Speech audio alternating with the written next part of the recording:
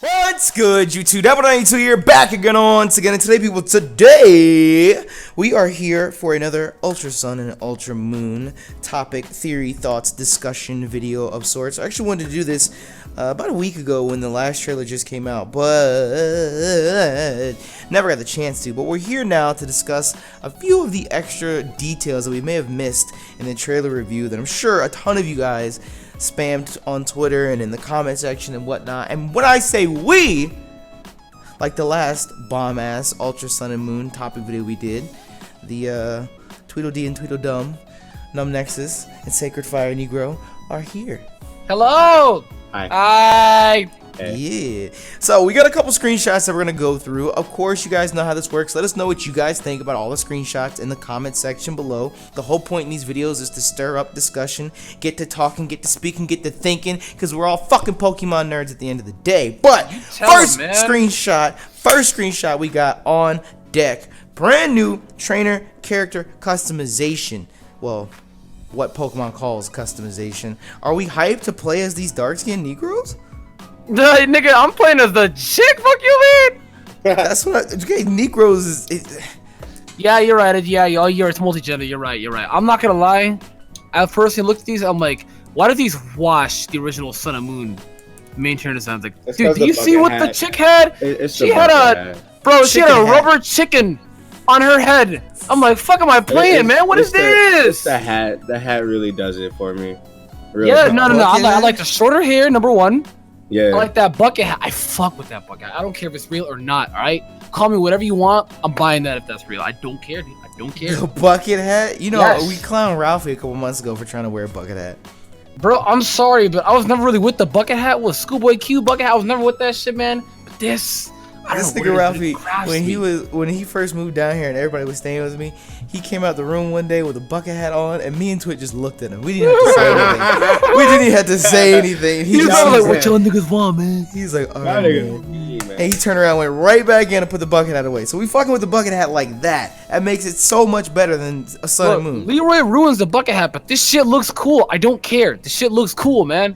Especially the girls. I know. People when they first got announced, they said they look younger. People had an issue with the how the characters look themselves. More so the female, because of, like Nexus said, the little chicken shit on her head. Oh my god. But this, I feel like this pleases like everybody, just like for starting, you know. They look younger too. These guys, they look younger than the original Sun and Moon characters that we had. They look younger. We can't get any younger. We're already like, how old are we in Sun and Moon? I thought we were 16. I think we're 15, 16, yeah. I was gonna say, normally the protagonist is 13 or 12 or some shit.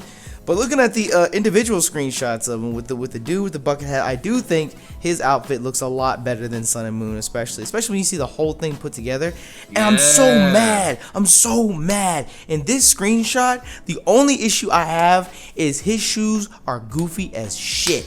Goofy is absolute. You know why? Fuck. You know why I'm so mad. The Goofy shoes, I didn't even think about it before we started this video, and I grabbed this screenshot. Didn't even think to include it. That was literally my only issue with it. His shoes are goofy as fuck. I'm not with it. That nigga is also wearing leggings. I don't want to like put that out. No, he's not. No way. He's not wearing leggings. Dog. Go look at the other screenshots. Under his shorts, he's wearing like the black. He's wearing leggings, dog. No, I don't know. I don't think. No. I wouldn't call them leggings. It's like No, those are like those. Okay, you know, basketball, soccer people. Yeah. Like I have those. No. It's like yeah. What are they called? No. It's like since they're in the tropical region, they go in the water and whatnot. They're like water pants that they have on. Yeah. I don't know what the proper name is, but it's not like leggings like a female wears. I would wear them in track. I remember a lot of track people would wear them too. Yeah, like they have the Nike ones that are like the fucking fit that makes it so that you fucking it warms you up and whatnot. I know what you're talking about. Yeah, it's like that. It's not like just regular like gym leggings or some shit. Bro. No. That female is gorgeous. She is. I'm in love. So aside from the goofy shoes on the female character, really, Nexus, really? Bro, really? She is fine as shit. Really? You know what's funny? The chick at Sun and Moon, I was like, you know, I can kind of get with her. I fuck with short hair girls. I'm with all females, but bro, that chicken hat. Oh my god. But now she out here looking like Monkey D. Luffy, bro. I mess with it, dude. I mess with it. So is it a thumbs up or thumbs down for the new character? It's a thumbs Two up. thumbs up. It's Two a thumbs up. man. I like it. I do. I like it. Thumbs up. I like it a lot. I think the hair shorter really fits this. And the goofy shoes I fuck with, because my nigga Sora had goofy shoes, so I fuck with this dude. My nigga, let's not. Let's not get into this. Let's debate. not. Please, Let's I'd not rather do not. that. I want to have a good day. Let's not. I want to please tell me. Let's not. Let's not do that. Let's not do that. Let's I not. apologize. It was my fault. Next. Moving on to this next screenshot. We got the male protagonist, the male trainer, who's activating his blessing from Arceus, is what it appears like, his Z ring. And the reason I wanted to include this is because I haven't really looked into this too specific just yet. Maybe you guys have heard about this, but apparently there's a rumor going around that we're going to be allowed to use more than one Z crystal at a time. Please. Oh my god, no, it's not a rumor. It's confirmed. On the bracelet, it can have can 3. hold up to 3 Z crystals. Yeah. So everybody's assuming in battle you can actually use more than 3. So I think if that's the case, I mean, you could have like 3 mons. you can have 3 mons and a Z mega. moves. Real talk. That's crazy. 3 Z crystals, 3 Z moves. Oh my god, bro, this shit is gonna fucking bust this meta. Not only Pokemon cares about competitive anymore. Not only do Z moves make competitive more stressful, but it's not 3. I mean, I feel like it's one of those things when you talk about the meta, and I feel like Pokemon's kind of backed themselves into a corner at this point in the sense of like each generation that they try and top themselves, and it's like, what more can you do? So moves have to get stronger and stronger and stronger and stronger.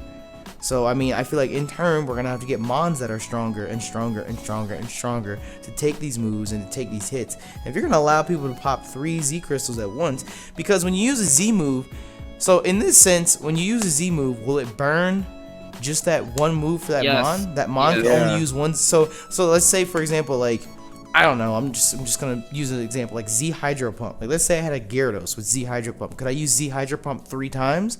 No, it's just for that specific. So like it's 3-1. So Water MZ, Fire MZ, and Grass MZ.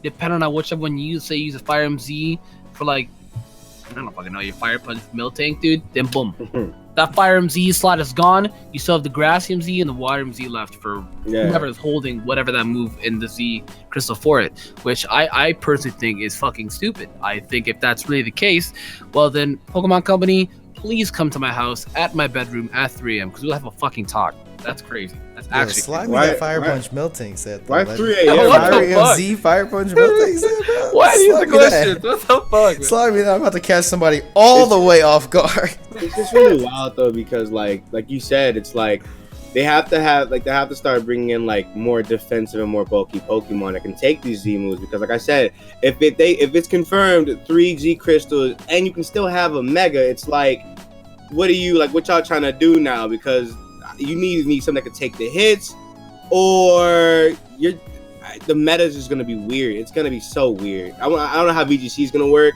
especially with fucking Kamo's new Z move. Oh, hey, we'll get to that. We'll get to that. I was gonna say, please, I don't want to die right now. But it's like if you're gonna have moves like that, then you need defensive Pokemon. You need bulky Pokemon. So I think if anything, the next generation or whatever stat or buff what they do to some Pokemon, it's just gonna have to be something like big and significant to where Z moves can only do so much and not damage the entire fucking HP. No, it's gonna make. I'm gonna be 100% honest. I'm really like, even to this day, with a lot of stuff that came out with Sun and Moon. For Sun and Moon, for me, Sun and Moon was more of like, I enjoyed it for the aesthetic purposes of the game.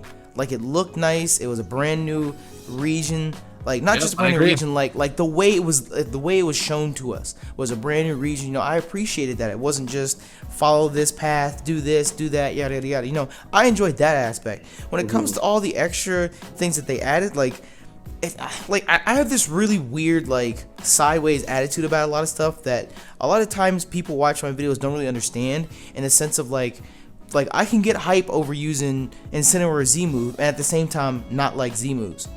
You see what I'm saying? Like his Z move is dope, but at the end of the day, I really don't care about Z moves. So it's like, personally, I like Mega Evolutions. I think that's cool. That's dope. It was a little bit of a stretch when they first introduced it, but you're getting really used to it. And maybe Z moves will be the same way, but I feel like Z moves, just for me, I could take it or leave it. Like, it's not one of those things that they needed to put in Sun and Moon to make it above and beyond. I would have preferred. I would have preferred if they would just gave us more Mega Evolutions. Honestly, I'm with that movement. I'm with that movement. I want you to know. A good counter argument to that though is that Megas was just too strong and that people didn't want more of it. Which I mean, I'm like, that's all. But the point is, but then even then, it's like no, watch this. But then the argument to that is like Nappy said, you know, I feel like Mega Evolution is an entirely different. Like, it's just separate from Z moves, right? It's like you have an extra form to an already beloved Mon. I apologize. That's me. That was my alarm. Okay. You already have a extra form to an already beloved Mon, right? Then you have these like overpowered and just kind of excessive, strong ass moves. But it's like, how many Pokemon have we sat here and like, oh hey, we discussed need a Mega Evolution just to be good? But then it's like, okay, let's not give you a Mega Evolution, but instead give you a gimmicky ass super move, and then make some gimmicky ass alternative form like the Alola forms we had. And there's nothing really major about it, just the aesthetics and everything, and a couple stat switch ups here and there. But it's like, okay, would you rather that than just take whatever Pokemon it's, because nobody really gives a fuck about. I feel like for me, like Nappy said, Z moves are kind of take it or leave it, it's whatever. But then it's like, add on to that, I can say fucking Alolan form is the exact same thing. I would have loved another Mega Evolution. Because Alolan forms, because you see, the only issue with Alolan forms now is, like, let's say, because this is another example of them writing themselves into the corner. Like, one of the most popular should get a Megas was Arcanine and Ninetales, right? Now we have two different kinds of Ninetales. So if Pokemon ever wants to revisit the idea of giving Ninetales a Mega, are we going to have Mega Alolan Ninetales and Mega regular Ninetales? Exactly. Is this Pokemon Insurgents? So it's like when you come to the topic of revisiting Mega Evolution, it's kind of fuzzy at this point. And to be honest, in my opinion, I think they really fucked over Mega Evolution 7th Gen. They did. Which really makes me sad, because Mega Evolution. What do you mean they fucked it over? No, because Mega Evolution was such a huge deal of 6th Gen. That's what drove the generation. And now in 7th Gen, it's like Megas are kind of just... form. It's all about Z moves. It's all about Z moves. It's all about Alolan form. I mean, look at how they distributed the Mega Stones. How many of you guys watching right now... It was half. How many of you guys watching right now have all of your Mega Stones in the game via the Pokemon Company? That's what I'm talking about. How do you... Everyone has all their Mega Stones via their distribution events. It was bullshit. It wasn't handled well. If you're gonna introduce Mega Evolutions like that, they should have just had the Mega Stones in game. We actually talked about this though. We talked about this. It was literally this exact same group, and it was more so towards the earlier segments of Sun and Moon. We all talked about what would happen to Mega Evolution, and like I remember like y'all were shitting on me for saying this, but it was like I said, like, what if they forgot all about Mega Evolutions entirely? And they didn't forget them at all. But they kind of did get shafted. Like, everything that happened in 6th Gen kind of did get shafted in regarding 7th Gen, like you said, with Z moves and then even the Alolan forms.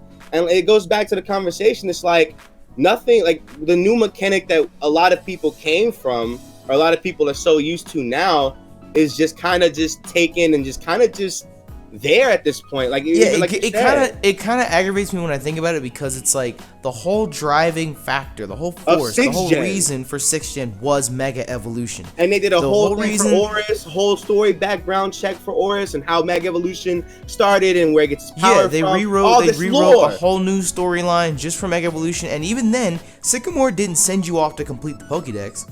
He did. Sycamore sent you out, specifically your character, to learn more about Mega Evolution. The little redhead dude was the one that was trying to complete the Pokédex. So I it's think like that's something to really like come back to, because like it feels like they really just dropped off with Mega Evolution and focused all this energy and attention on Z moves. And it's like, okay, but what about these Mega Evolutions that are present? Because if you look at it in Sun and Moon, people act like Mega Evolution's normal. Yeah, it's not anything crazy. It's not anything new. It's not anything impressive. How they did Mega Evolutions in the game was kind of bullshit. Once you beat the game, it's like, oh hey, what's his name gives you the Mega Ring, and it's like, oh hey, here are set amount of fucking. There's like 11 of them at the battle. There's like 11 of them in the game for the battle tree. Then a couple months later, here's the distribution. It's like, okay, but how many people? And you said it. No. But watch this. A lot of people nowadays with Pokebank and shit being so easy to hack nowadays, everybody already had their Mega Evolution. Everybody had them already. The obvious is not the focus of the game. That's why it didn't happen. But I honestly wouldn't mind if it was. I personally am not a fan of Z-moves. I would have loved if it never happened. I get it. It's cool. It's a cool gimmick. You dance along. Personally, as an intellectual individual, I don't dance. But it would be just pull up my pants and... But it would be really cool if we got new megas. I can sit here and say it's so crazy. a lot of the megas we got are fucking stupid. Like because now let's do this. Let's touch on an even more sensitive subject before we move on to the next screenshot. Now, look what happened with X and Y. We got brand new Mega Evolutions. They rewrote Hoenn to include Mega Evolutions. 7th gen, we get Z moves. So now does that mean that they're gonna rewrite Diamond Pearl remakes to not only include Mega Evolutions but Z moves as well? Because I could understand, I could understand like if they were to release a Diamond and Pearl remake and it followed the storyline from Hoenn, right? That would make sense because you encounter Dialga and Palkia there because of Hoopa, this and that, easy to tie in. But now all of a sudden we have this universe where Z moves are a thing. So now you're gonna tell me that in this parallel universe where the remakes happen, Z moves don't exist? I feel like since there was only probably like 1 or 2 events for this Pokemon, I feel like if they do all of that where Mega Evolution and Z moves come into play, I feel like they'll probably, if anything, like you said, rewrite Sinnoh, but then incorporate Arceus somehow in it. No, they will more than likely do both Z moves and Megas. I mean, it's like both have already happened. You know what I mean? It's kind of like they can't just forget one or the other, because. Well, then that comes the question, like, how are they gonna incorporate like Mega Evolution? I can understand. I can understand that because, with all the professors in the region and science and this and that, yada yada yada, they know about Mega Evolution. They knew about it in Hoenn. Before all that happened, they knew about Mega Evolution. But then the question comes down to, how are we going to get Z moves from Alola? Actually, what I was just going to say right now? I could honestly just see them just letting it go. If there's a fourth tournament, I could just see them just not even implementing it at all. Not even fucking with Z moves? Yeah, I could honestly 100% see that. I honestly, with how Game Freak's doing their shit now, I can see that. But there's actually a rumor going around that the actual Z crystals are a part of the shards, like they're shattered shards from the original games, from like Arceus. You know how like they got the plates and shit. Yeah, let's go ahead and keep that to a rumor. I'm saying, but it's essentially like that's a reach and a half. Because that's what they said about Rayquaza. When Rayquaza defends the ozone layer and a meteor was coming in and he struck the meteor and it showered all over the Pokemon world, and those are Mega Stones. Yeah, that's what that's supposed to be. I don't know what my perfect like the way I would want this to go is for them to leave Z crystals as a Sun and Moon thing. 100% agreed. It was a cool idea. It worked in that game. I don't think it's going to work well if you carry it on, because now you have to carry all the individual Z crystals on to every single game. Because now we have 4th gen remakes. What if I want to use my Commonium Z? Now I gotta find a way to get my Komo Z move into this game and this and that. Yada yada. No, especially with Z moves. I gotta 100% be honest, dude. They just I'm with the unpopular opinion. Maybe it is. I don't think it was a dope idea. I don't think they should have done it. And honestly, I'm just saying. Don't do it again. What I would do Z crystals like they did the Mega Evolution or the Mega Stones this generation, but instead of like 1, you get like maybe 2 or 3. No. What I'm saying, leave Z moves in Alola. When we come out with Diamond, Pearl, and Platinum, include Mega Evolutions, because we have Mega Lucario. You can't redo 4th gen without Mega Lucario. And then with Gen 8, go back to Mega Evolutions. Because we have a total of like 40 Mons that can Mega Evolve, if that, give or take somewhere around there. I would agree at because least it's so another empty 40 Mons. There are at least another 40 Mons that they could do, because when we have Gen 8, you can drop that, and then the Gen 5 remakes, how many Gen 5 Pokemon have Megas? Mega Audino? Bro, it's just 1. Mega Audino. I think I'd love some more Gen 5 remakes. If they redid Black and White and they dropped all that, that'd be fucking wild. But then the question comes to bed, like, how are they gonna redo Gen 5? Are we only gonna get Black and White remakes, or are we gonna get Black 2, White 2 remakes? You're probably gonna get black. You're probably. No. It'd be a mixture. It'd be like some shit what like if they just gave us one big game, one That's what I was huge gonna say. storyline? Because you gotta remember, at this point, the whole. How did we get to this point?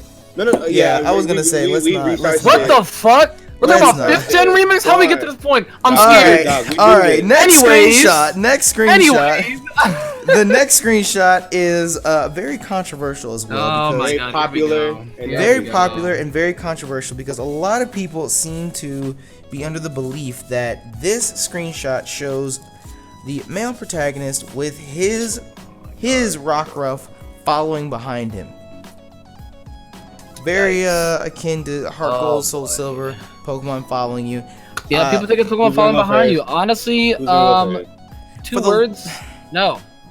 For the longest time, even up until now, with all the things that Pokemon has done and all the features that have been involved in Pokemon games, I really can't comprehend why. The obsession.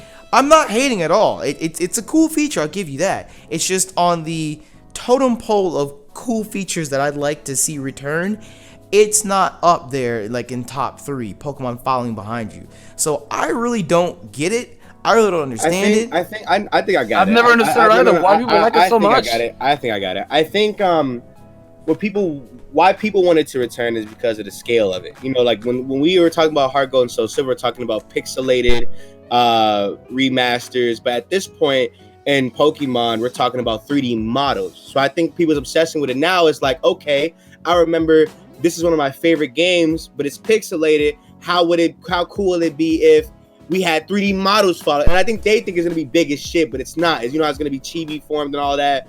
I think that's the obsession with it. But no, it sounds like it's gonna lag the shit out of my game. Not even that. It's really just appealing. No, what it is really just more. When you think about it, majority of people that play Pokemon, their all-time favorite game has that feature. It's Gold and Silver. Heart Gold and Soul Silver.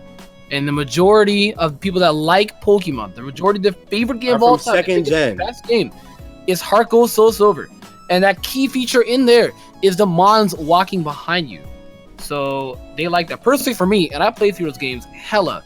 I love those games too, but I don't understand why a Mon walking behind me. I'm like, bro, I have a Pokeball. The design of the Pokeball is to make that shit be inside. I'm like, my dog, I love you, but stay in here for a little bit.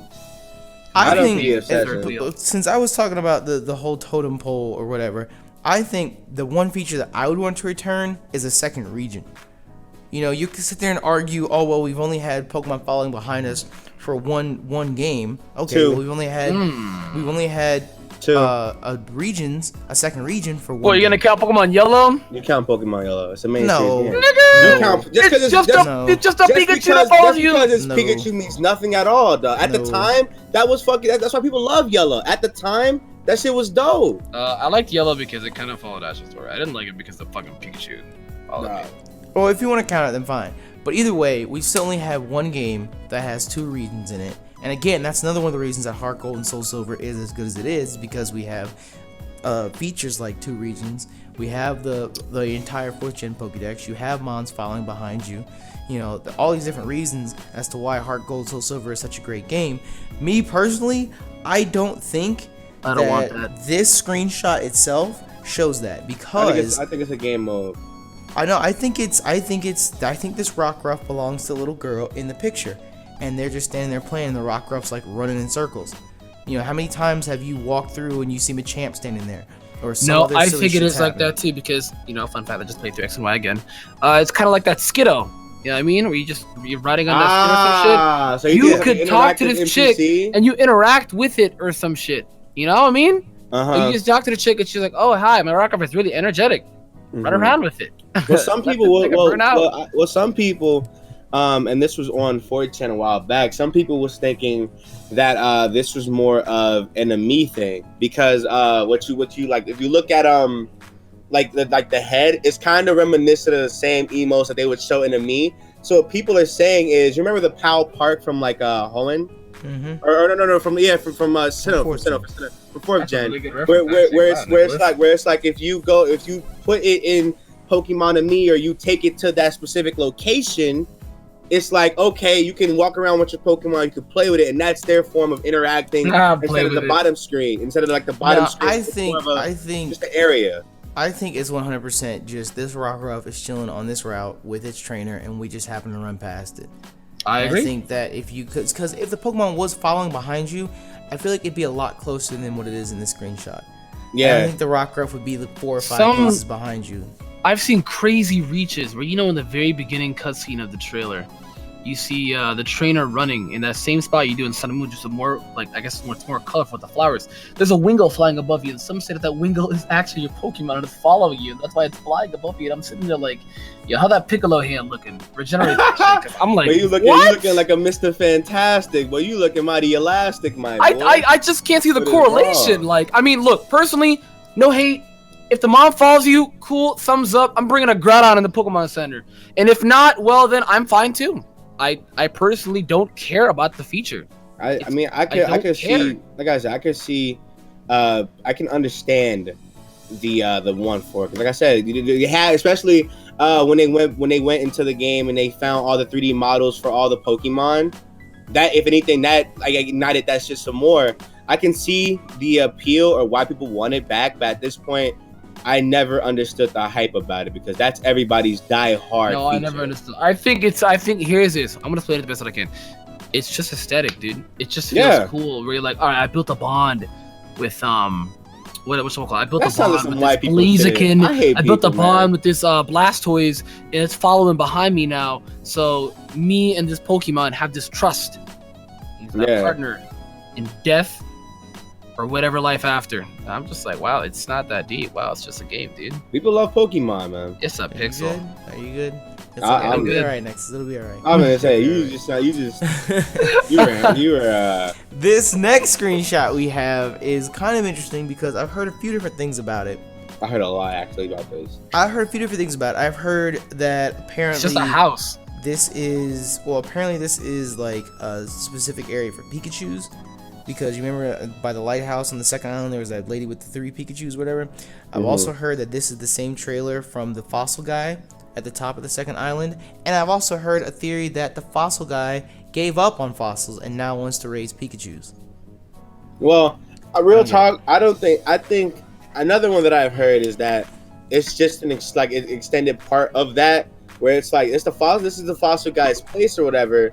And yeah, you can catch Pikachus here, but it's the route like past it. Like you surf past it, you can go over there. Like that other section behind it is what everybody's like more keen on. And I think it's just the extra area. Honestly, I think it literally is just this extra area for that. Here's what I think. I think people are looking way too deep into it. Yeah, I don't. It's just it's just a whole new area. I think it is the fossil guys. It is. I think it's a house that stands out more than others. It's a somewhat mediocre to partially important man that could do some type of key feature, whether important or not. Because when you play through Sun and Moon, there's a lot of houses like this where they have somewhat important people, but not impactful important people. So It's like, you either do it or you don't. It doesn't change anything. That's it. I just feel like it's just another section of it. Did we even have fossil Pokemon in Sun and Moon? Yes, we did. You can buy the fossils in. No, I mean like new fossil Pokemon that came out in Gen 7. No. Oh wow, Ultra Sun and Moon. What are you doing? Let's go. Well, that's what I'm saying. It could be the fossil guy's house, and he actually found new fossils. What if you have a fossil Pikachu, bro? Yeah. Okay, see, I don't want to see that happen. I'm scared now. Yeah, let's talk about a real reach. Fossil Pikachu. Fossil Pikachu! Exclamation point? Question mark? Finally here today. Well, all right. Moving on to the next screenshot. Let's revisit Z moves for just a minute. Oh my god! And I know you're ready for this one. I have a lot to say about this one. I know you're ready for this one. Me personally, I like it. Komodo is probably my favorite, if not one of my favorite mons from 7th Gen, which is dope. Hold on. Which is dope. I like the animation for a Z move. I like the name of the Z move. I like how it hits both mods. And I like the fact that he gets the stat raises. But at the same time, I like all that because it's Komodo. I can also recognize that it is dumb, stupid, broken. All you needed to make Komodo good was give him Drain Punch. Give him close combat. Make a move tutor in Ultra Sun and Moon 2 that will give him that. But Pokemon Company went the opposite way with that one.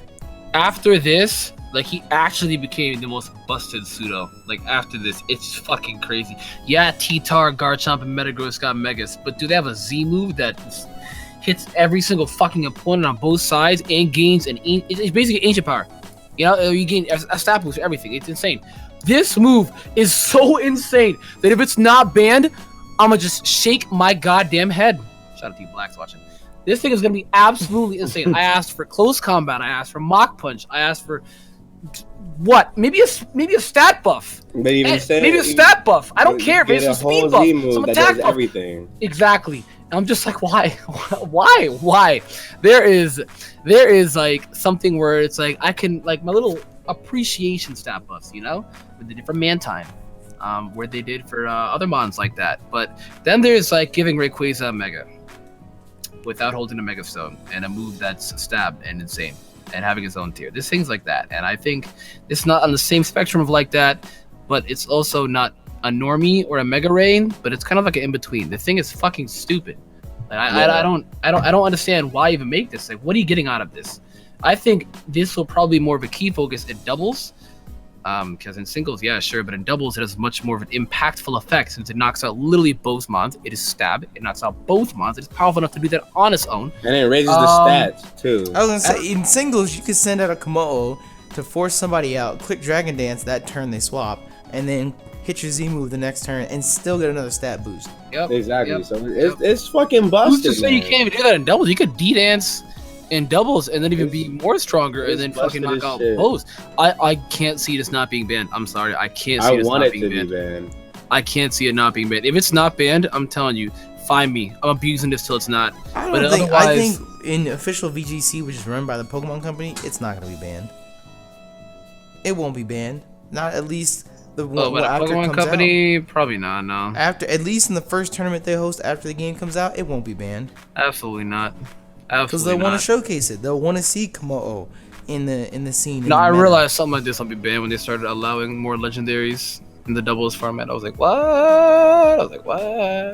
But I don't know. This is really, really insane. It was just so simple. I mean, one of his best fighting stabs is literally Sky Uppercut. I'm like, come on, that mediocre ass move. And then special wise, it's Focus Blast. I'm like, really? I need to say anything about your coin flip landing move? Like, we could have gotten close combat, especially Drain Punch, but it's this. I think they should have if they do give him this, they should have move tutors in Ultra Sun and Ultra Moon and give him Drain Punch, give him Mach Punch. I would like that too. I actually would like that. Close combat. I'm actually disappointed he doesn't have Drain Punch. Real talk. Doesn't make any sense. What makes even less sense is that he's our first and only dragon fighting. Yeah. Yeah, he's like, disappointing as shit. Why would you not give him these fighting type moves? I don't Drain get it. Punch you know it's bad. You know it's bad. Trigger warning here. You know it's bad when niggas are campaigning Flygon more than this thing. I was like, yikes. Garchomp is right there. I don't get it. I just don't get it. Komodo aside, our next screenshot is another one that has stirred a ton of controversy. And I'm kind of mad that I didn't snag the screenshot. If I remember afterwards when I edit this, then I will. What controversy did this stir?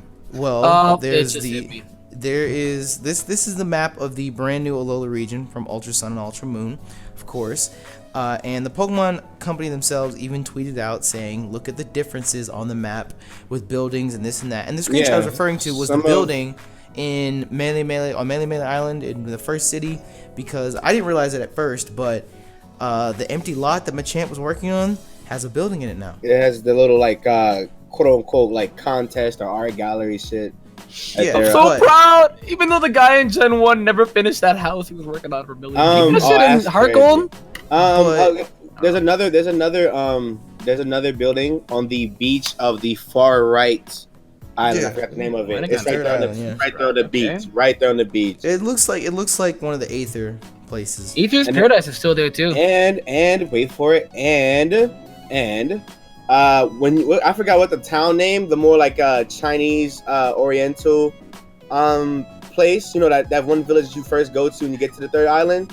There's that orange rooftop building that wasn't there originally. So they changed a little bit stuff. Yeah, I've had people send me screenshots on Twitter with a whole bunch of different areas circled and this and that, yada yada. And I don't remember the name, but shout out to the one guy that actually circled the portal that's above the 4th island, because I never knew that was. I could swear that was on the first one, dude. Yeah, I didn't know that either. There's a giant purple blob. What is that? I must have smeared my monitor, dude.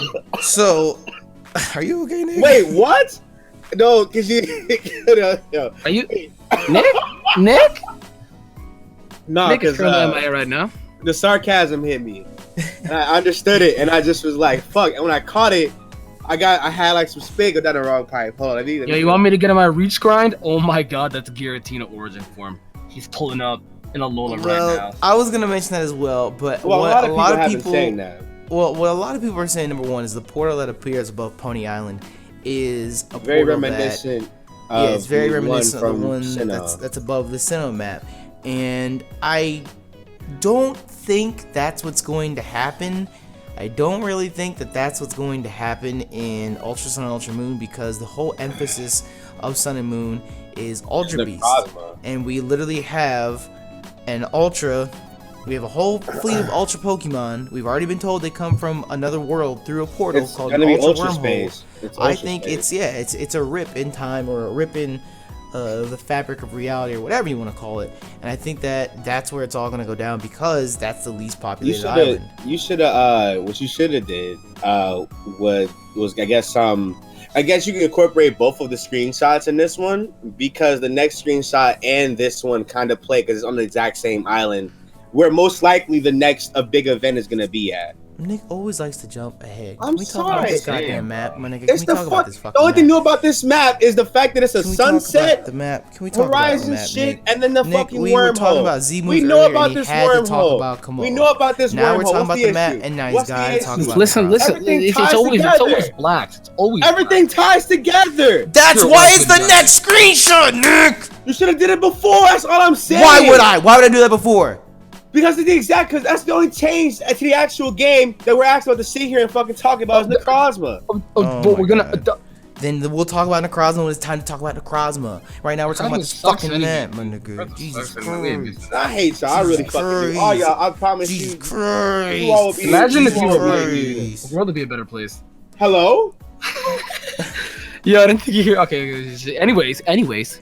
Outside of the black ways, anyways. I was gonna say, aside from the portal, I don't think it's a portal to 4th gen or some shit, because number one, that's way too much of a reach for. That's a reach. That's way too much of a reach for the Pokemon Company. They're not that off their rocker, at least not yet. Even in Oris, they had portals, but you didn't get to go to Sun and Moon or to Sinnoh or any of that stuff. They just brought the mons here. They literally just dropped down in front of you. So I don't think it's that much is going to happen. But the other thing that a lot of people are talking about with this, which we can't avoid, is just like in the original Sun and Moon, they said Ho-Oh and Lugia. Oh, don't do that. The top right Giratina, top left Palkia, bottom left Dia. Bruh, yes, we're getting digital copies on the 3DS. Did you know that? Now you know. I was finna say, because like they did that, and they just recently announced that Gold and Silver are going to be on the virtual so people are saying that since we saw Ho and Lugia in the clouds in the first map, we got the digital copies. Now, I don't know what happened to Groudon and Kyogre. We're skipping over digital copies for 3rd gen, but now apparently we have Giratina in the top right-hand cloud formation. We have Palkia in the top left-hand and Dialga in the bottom left-hand. And everyone is saying that even if the cloud features themselves don't necessarily resemble them, the color schemes are there. It's not accidental, it's intentional. This and that, yada yada. People think like this because Pokemon Company, like, they do. I have a theory. I have a theory to what, a game theory? Just put down. You know how we have Gen 8 or presumably Gen 8 coming in 2000, like late 2018, early 2019. Absolutely. And since Ultra Sun and Moon are gonna last us for the later parts of this year, and more so leaning towards the later parts of next year, what if we don't get Sinnoh remakes at all? We just get them on the virtual thing, but then they add something in those virtual features that you can probably bring back and through Pokebank and shit, kind of like how they did with the first Red and Blue, where it's like, oh, they leave all the glitches, they leave everything in, and you can transfer over those exclusive like mons, how you can still get Mew and Red and Blue, and Red and Blue, and just transfer it over to Sun and Moon. What if they don't do Sinnoh remakes at all? They just bring whatever feature they're trying to do in Sinnoh, and then we should put that through Pokebank or whatever, and then boom, you have it in Gen 8. Dog, you're pickle a hand looking good? No. What's the problem? Okay, so one thing I want to say right here and right now, and one thing I want everyone that's speculating and saying this and that, yada yada, we are going to get Diamond and Pearl remakes. Period. 100%. For the past decade, the Pokemon Company has remade their original titles. We got Fire Red, Leaf Green. We got Heart Gold and Soul Silver. We got a Mega Ruby and Alpha Sapphire. It literally does not make any sense on the fucking planet for them not to make Diamond and Pearl remakes. So when people do stuff like this, and if you truly honestly believe that Dialga, Palkia, and Giratina are in the clouds, then more power to you. I don't give a shit. I think it's kind of foolish, but you don't need to stretch. You don't need to do all this, because anyone with a brain knows that Pokemon prints money. You can go and look at the sales figures for a Mega Ruby and Alpha Sapphire. It's the second most sold Pokemon game of all time. We actually just went and looked this up the other night. most sold remade game. X and Y sold 16 million copies. A Mega Ruby and Alpha Sapphire sold 15 million copies. There's literally no reason at all for them not to continue with their trend that they've been doing for the past decade and make Diamond and Pearl. So stop stressing, stop speculating, stop stretching, stop trying to find all these different reasons. We're going to get Diamond and Pearl remakes. Just be patient. That's it. Just be patient and we will get Diamond and Pearl remakes. You don't have to look at the map of Ultra Sun and Ultra Moon and say, Giratina is here, Palkia is here, Dialga. No, fuck that. Shut the fuck up and wait. We're going to get it. You know we're going to get it. Especially with Diamond and Pearl probably being one of their top 3 most impactful to the series. You would think that them updating like the graphics and everything and the features that those games had, especially with nowadays shit, it kind of is given. It's kind of is given that they're going to be remade, especially like I said, it's their top 3 most impactful games to the series as a whole. So it's like, why would they not? It gave birth to a lot of things. Like, it kick-started a lot of things. Sure, Black and White amplified and made it so much better, but it kick-started a lot of things. So it'd be foolish not to get our remake. It just really aggravates me when people try and, like, when everyone, like, I call it the great cuckening of 2017, when they announced Ultra Sun and Moon, everyone thought for sure we were going to get Diamond and Pearl remakes, and they were livid that we didn't get Diamond and Pearl remakes. And it's like, I don't understand. We just had a brand new Pokemon game announced. Why are you mad? Yeah, shout out to the guys that thought we were getting Pokemon Stars. We have a brand new Pokemon game that's been announced for this year. We'll have it in our hands in 3 months' time. And you know, at the end of the day, we're going to get Diamond and Pearl. So why are you mad?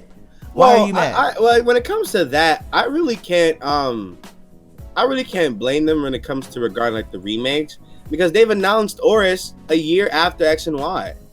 They announced it. There wasn't any gameplay or anything like that. Well, you can say you're disappointed that we didn't get Diamond and Pearl, but at the same time, like I said, oh no, I'm not. I'm just saying. We're going to get Diamond and Pearl. So what's the problem? Just be happy we have a new Pokemon game coming. And I'll be honest, I don't think we're going to get Diamond and Pearl next year. I don't think so at all. I think we're going to get Gen 8 next year, and in 2019 we'll get Diamond and Pearl. I actually agree with that statement. Because if you look at what they did, we had Gen 4, then Heart Gold and Soul Silver, then we had Black 2, White 2, then X and Y, then Omega Ruby and Alpha Sapphire.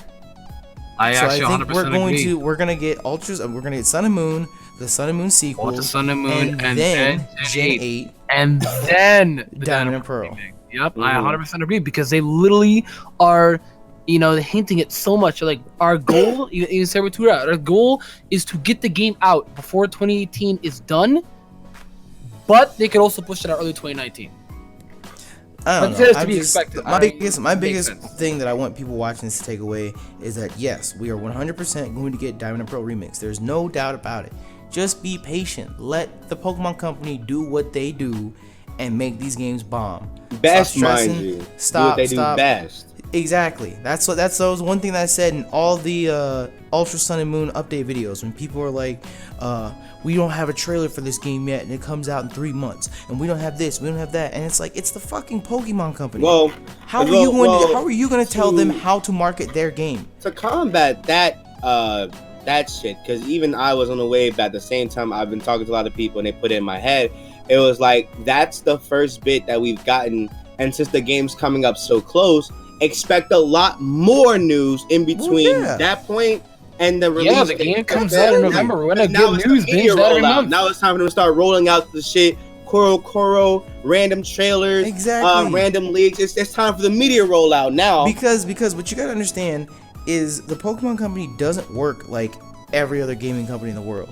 Every other gaming company in the world will give you 3, 4, 5, 6, 9, 10, 12 trailers. They'll showcase it. They'll put out demos. They'll do all this stuff, yada, yada, yada.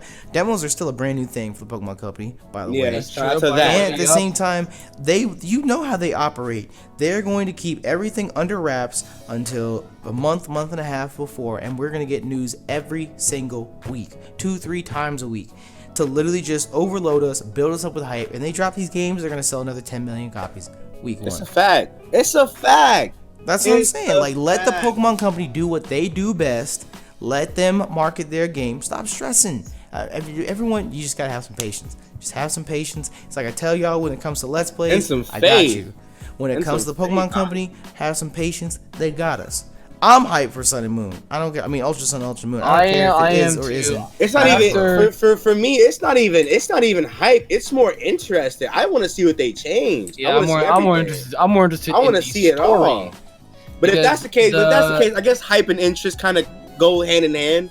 If that's the case, but like still, I'm anticipating. I'm definitely not. I hope I don't get disappointed, but I'm looking. People that worked on the story for Black and White 2 are also working on Ultra Sun and Moon, so I'm pretty excited to see. They've been working on the past couple of games. Oh well. They worked on Oris and X and Y.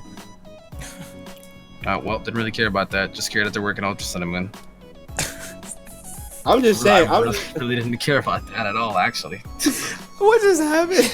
I played Black White 2 for the first time last year, so anything before last year, I didn't care. I'm telling you. Well, a lot of shit. I think when it comes to like, since you mentioned that, with that being like the same like story dev team or whatever like that, it's hit or miss essentially. But you know, regarding, I saw where they were going with Oris and X and Y, but then Sun and Moon definitely, with some features, dropped the ball from what they were trying to build up towards. But I think in terms of generation, I feel like they got us. I feel like they got it. I feel like they got it in terms of what the generation story is for itself. So I'm anticipating a lot of great things from what they changed in those games versus from the originals. You know, so I expect a lot. I have high hopes. So speaking of the story and anticipating great things, our next screenshot has the male protagonist standing at the Ultra of the Sun, or Ultra of the Moon, whatever you want to call it, whatever version you're playing, and Necrozma is now apparent. And unless I blinked, when I played through Sun and Moon, Necrozma did not show up at the Ultra of the Sun. He was irrelevant as shit. He was at where was he at, actually? 10 Carat Hill. Yep, 10 Carat Hill. After you finish the Ultra Beast post-game storyline. So now, we have Necrozma not only playing a more important role, but being smack dab directly in the center of the story. Mm-hmm. Yeah, I wonder how he's gonna. The apex of the story in Sun and Moon when you met Sogley and Lunala. Well, I have this is a theory. Since we have yet to see her. Correct. I feel like Nebby and Lily are still gonna be a thing. I just feel like when Necrozma, because we've yet to talk about that big ass fucking whatever light shit that is in the art. You know, that big different Pokemon, that Necrozma form that everybody's expecting to look new at. light Pokemon. Yeah, correct. Yeah. Yes, correct. So what I expect is at some point something's gonna happen with Necrozma, or maybe Necrozma's gonna like actually shed out his fucking armor and go all ballistic and shit, try to like take down the Ultra Beast, go in a wormhole or something. And at some point when Nebby transforms into the Legends, or when we awaken their actual forms or whatever, the armor itself is going to attach to them, and then we have to fight Necrozma. That was just me, because I see no reason as to why, especially with this screenshot. One, we have yet to see Lily and Nebby at all, and there's been speculations here and there whether she's off to Kanto or whether she's not even that big of an important character in the game. I think you have to take into account, because people said it's a whole new adventure that takes place during the events of Sun and Moon. So, yeah, but it's not a sequel. Hard, but that's what I'm saying. It's not a direct sequel. It's you're playing as a different character during the same story. It's a whole what if. So I can understand if Lily's not involved. I thank the Lord. I can understand if Lily is not involved. Fuck that bitch. I can understand she's not involved because we're playing as a different person who hasn't met Lily. Lily's not a part of this person's storyline. Lily's off with the original Sun and Moon protagonist doing that, and here we are dealing with Necrozma. Yeah. I fucking love how Nico goes 0 to 9 milli, dude. Dog, I really do this Pokemon theory shit, dog. I really do. No, but somebody serious nigga scratch his head, man. No. But wait. Watch this. These games are supposed to be an alternative take on whatever is going on in the Sun and Moon universe, right? That what you said kind of fucks with everything that they've introduced when it comes to having alternate parallel universes and shit. They've done this. So it's like, is this a whole different, like, Alola region, or is it just fucking the same one? No, it's not. No, the two parallel timelines that they have is one for the original games, one for the remakes. No, but I'm saying in the game, in Sun and Moon, right? In Sun and Moon, when you go get Cosmog, you have to go to the other universe to get the other legendary Pokemon. Which is what I'm assuming. That's what I'm thinking. Like, I think this is in that universe and not whatever one that you're in. Because to get Cosmog, you have to go to the other universe to get that Cosmog that's supposed to evolve into the opposite legendary. That's only exclusive to the other game. Yeah, you honestly lost me. I see what you're saying. No, I see what you're saying, Nick. But at the same time, I feel like that wouldn't apply to this, because the big loophole, the big thing that you're missing is that this takes place at the same time as Sun and Moon. So if we were in that alternate universe, how does the original protagonist get to that universe and get Cosmog? Because if that's the case, in that universe, Cosmog should already be Solgaleo or Lunala. How are you going to get Cosmog if he's already evolved into Solgaleo and Lunala? Right. So that's the only thing I think that fucks with that. I think it takes place at the exact same time with the exact same events. It's one storyline, it's one event. We've already seen it from one perspective. We're going to see it from another this time. And I think that explains why Necrozma is so absent from the original Sun and Moon storylines, because in this storyline is when you deal with him. Exactly. So, I mean, we've had different theory videos about this before in the past, where we're talking about, like, Necrozma comes down, he's gonna help you fight the Ultra Beasts and this and that, yada yada yada. There could be a whole storyline where Necrozma's like infected by the Ultra Beasts, and that's why you have to fight him. Or what I think was most likely is gonna happen, just like you did in Sun and Moon, they're gonna do this whole thing where it's like you have to battle Necrozma and prove to him that you're worthy to fight alongside him, and this and that, and yada yada yada. Exactly. So it's not so much that Necrozma is our enemy, it's just in order to gain him as an ally, we have to prove to him our own strength as a trainer. And I'm about to get on my Nick shit, bro. Here we go. I propose a theory, right? Necrozma is really an Ultra Beast, but the armor that he has on top of him right now, he's hiding his I want you to know, dog. I really do this theory shit though. I'm sorry. I don't care if it's a reach or anything like that. I really do this Pokemon. Yeah, you know, I was like kind of on a roll there, man. Now my roll's gone. Sorry. No, I hear you. I'm 100% hear you. Okay, cool. I do think that though. I do think that he is, like, you know how the after game they talk about how like it's search for Ultra Beasts and shit like that, but Necrozma, so you think Necrozma's hands down an Ultra Beast? I think he's an Ultra Beast, but that Prism armor is making it to where he can't be detected as one, and then when he takes that off. The only thing that messes with my theory is the fact that, I guess it doesn't really mess with the theory, because if Solgaleo and Lunala are technically considered Ultra Beasts, then there should be more than one. So I was gonna say you could have a Solgaleo and Lunala that takes place in this timeline as well as one that takes place in the other. Because I was gonna say my theory that I agree with the most is that with all the stuff that's happening with the Ultra Beast and whatnot, Necrozma comes to help us. And it's like Sogalea and Lunala aren't enough. So he lends them their armor, because that's the other piece that you have to fit together, is how does Sogalea and Lunala get covered in Necrozma's armor? And he sheds into his new form and shit. Maybe it's just me. I gotta be honest. I don't see this nigga at all helping us, like whatsoever at all. I get no vibes, no hints. If anything, I was gonna play on what you said, where it's like where like Nexus said they even alluded to it in the original game. They say it's reminiscent of an Ultra Beast, but it's not an Ultra Beast. And since that armor sticks on to Sogalea and Lunala, which are Ultra Beast, maybe it's not. Maybe it's just a Pokemon that's infected by the shit that the Ultra Beast brought to the region. So his armor is the infection. And since then you could be them possessing them. No. And since watch this. And since his Necrozma, he's reminiscent of an Ultra Beast. He's not one. He's regularly a Pokemon. When he takes off his armor, the reason why the armor attracts to the Sogalea and Lunala, they're the Ultra Beast, and Necrozma's true form is not. And I guess you find out the rest of them, all of them together. So he does help you, but it's not in the sense of he's fighting Sogalea and Lunala because they're Ultra Beasts too, but more so just fighting off the ones that are trying to destroy this world that we all live in. I can't see Necrozma's armor being infectious and covering Sogalea and Lunala in an attempt to hinder them. Not hinder whether them. Necrozma thinks that they're villainous Ultra Beasts or not that. I'm thinking it's a boost. I think of it as a boost. Like, because you gotta think about it. It's like when your theory is not making much sense. How? Oh my god! Because what I literally just said was that Necrozma sheds his armor and lends it to Sogalea and Lunala to help them fight the Ultra Beast, right? Right. Okay. Then you pretty much just regurgitated what I just said. Here's the funny thing about it. When you drop a theory and no one gets it, you're so appalled. No, because there's another thing. The comment section will get it.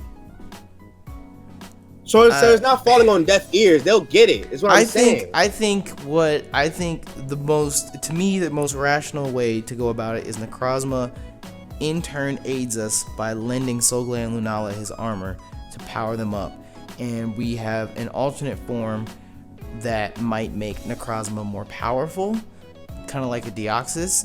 When Deoxys' defense is bulkier, but he's not necessarily high on attack or speed. But once he sheds his armor, the other Necrozma might just be like 100% glass cannon. He just hits hard as shit and whatnot. I wouldn't be surprised if we get a Necrozma Z move as well to go with it. I wouldn't be surprised either. His own they personal call me the Z Black move. Necrozma, dog. He's already black, my nigga. No, that's not his real form. Nope. I will believe these lies. I'm the black version of his real form.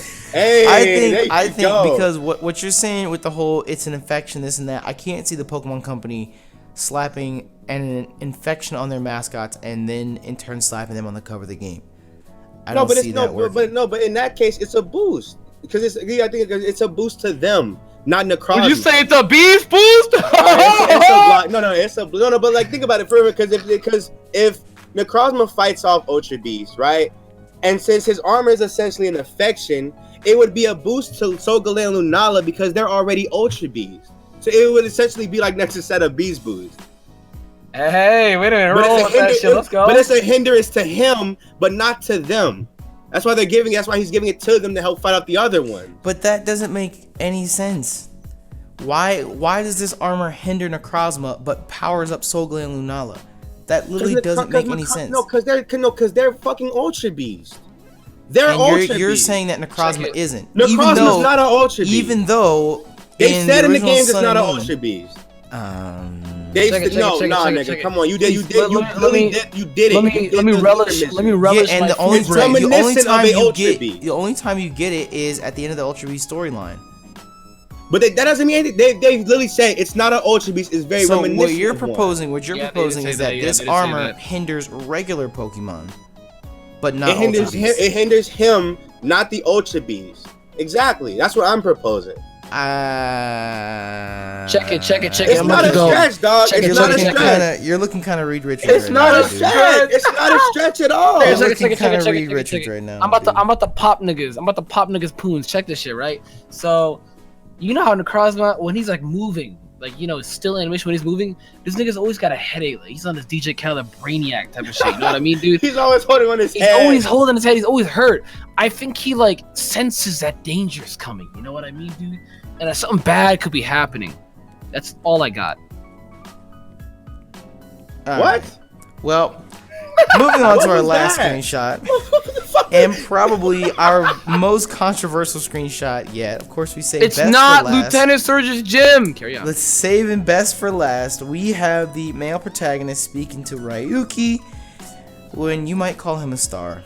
I didn't really think much of this at first in the trailer. My initial reaction was, hey, we get to have more interactions with Ryuki, not necessarily where he's at, which I guess might be the Pokemon Company's intention, because, you know, he was such a vague and irrelevant character in the original one. A vague and But he stood out. His design stands out. He's really dope. Stood out. No, whether or not he stood out, you still don't see him until the defense. No, I know, but it's like, you know, when you see an irrelevant character, but like, okay, this guy stands up from all the other relevant characters, like hard, even from the normal characters. No, like, I wouldn't call him an irrelevant character at all. He is someone that Game Freak has given their own design. He's someone that Game Freak obviously has given him a backstory. When you but you know what we mean by irrelevant though. Like, he doesn't get much screen time. No, when you say irrelevant, I'm thinking of like a trainer, like a random trainer in the game, a random NPC. Not like, to me, Ryuki's not irrelevant because, like I said, Game Freak has given him an entirely separate character model.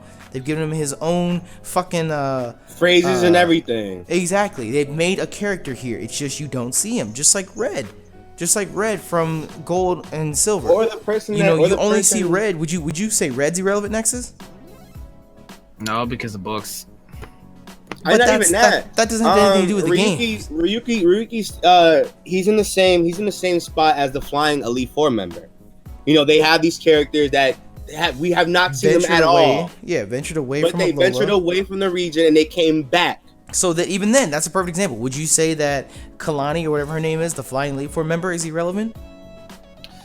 Okay, well, she's not really relevant to the story, so I guess kind of. Like, she's not really important until we figure out more about her towards the end, and then it's like, in this game, she may actually play a role.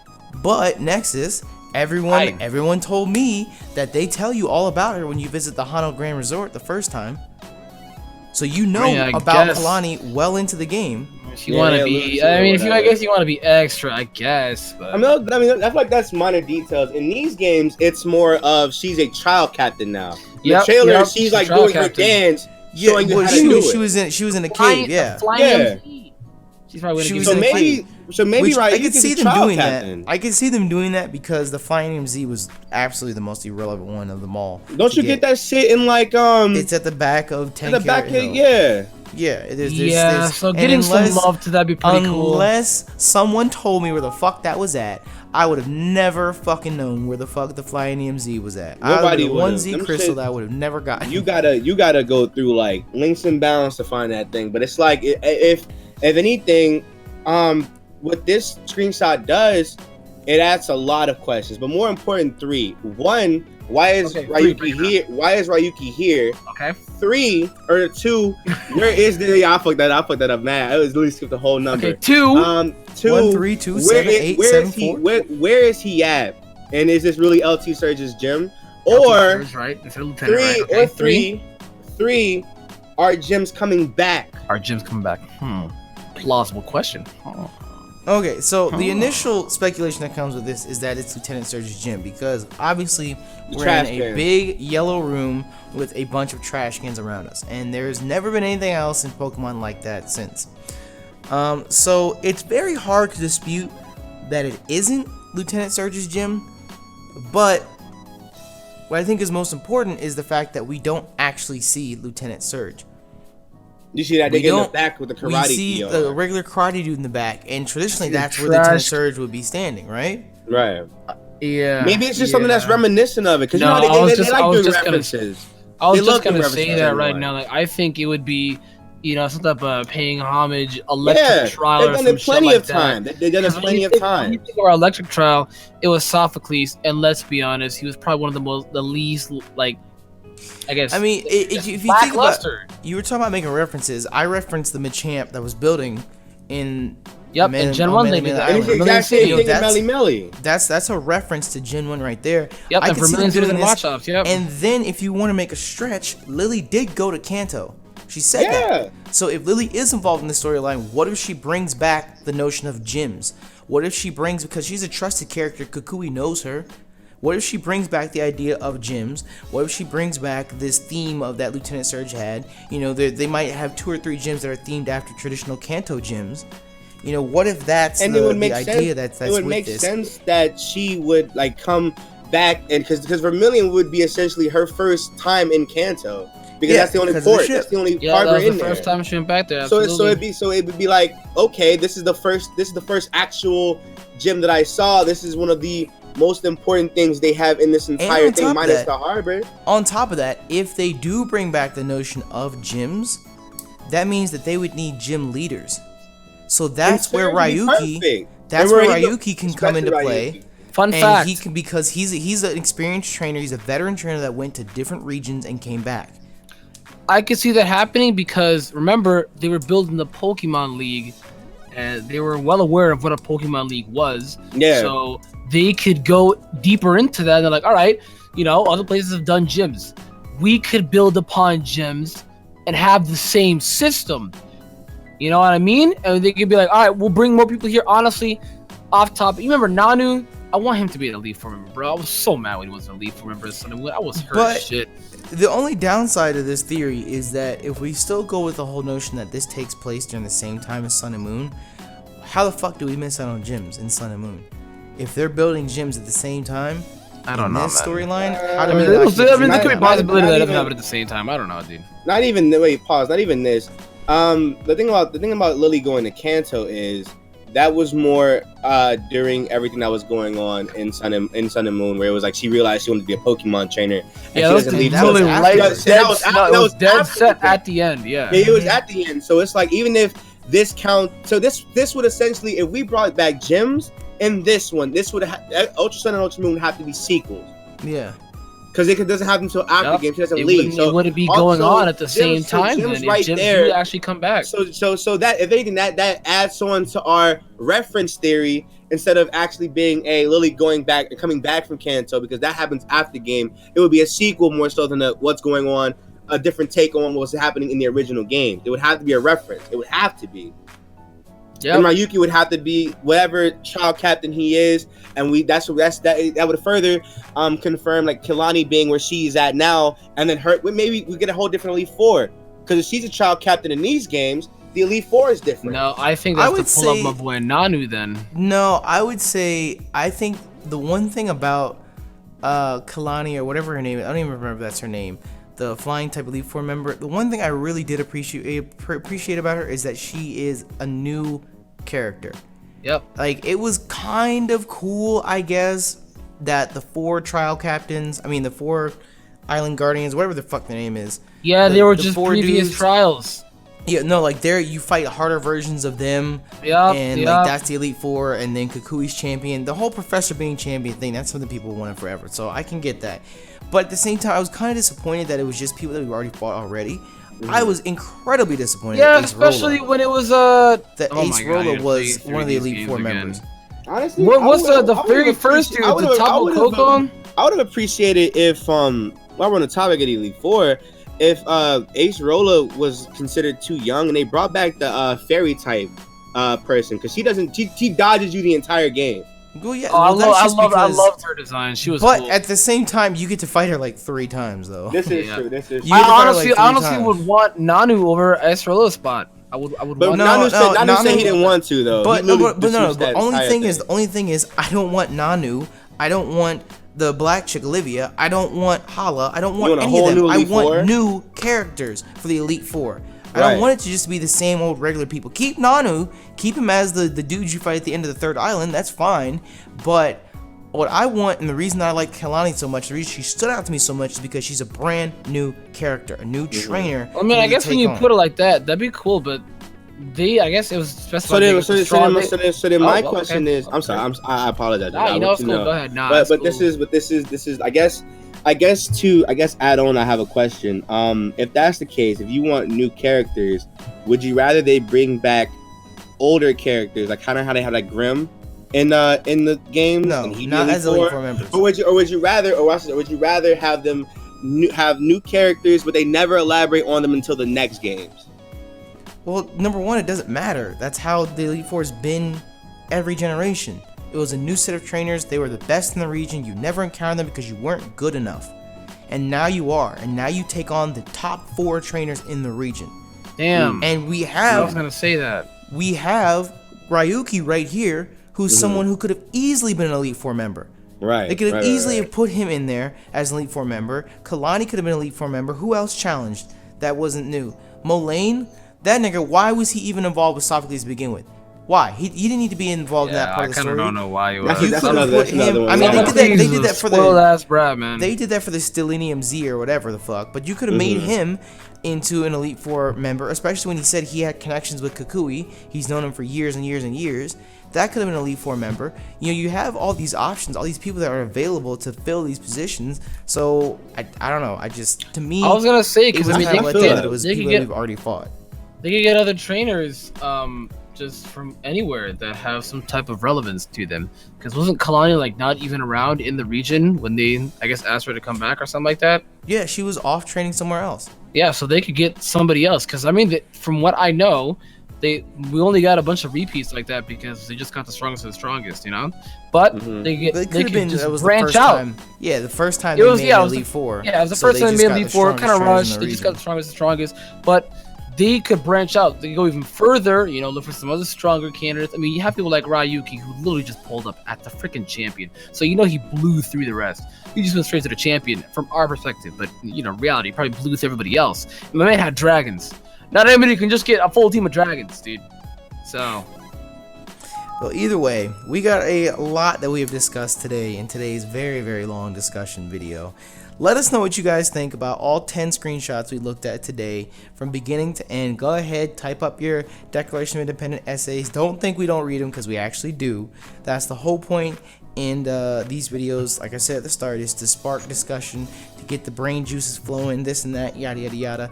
Thank you to Nick and Nexus for joining us. Link to their channels will be included in the description below, which if you didn't know, Nick and I are doing Pokemon normal version, which goes up every Monday, Wednesday, and Friday on his channel. Oh shit, plug. And Nexus and I are doing Pokemon Emerald randomized versus Nuzlocke on his channel, which goes up every Tuesday, Thursday, and Saturday, which means you got 6 days worth of content back to back. So definitely make sure you check them both out in the description below. I do free mani petties if you know, you just wanna get some. He's gonna plug his shirts. He's gonna plug his shirts. Don't do it. He does this all the time. Nope. With that though, you guys, hit that like button down below for us if you guys enjoyed this extra dope long Sun and Moon, Ultra Sun and Moon I love doing video. these, by the way. And we will catch you guys next time. Until then, we are outie 5 bajillion. Bye, friends. Bye.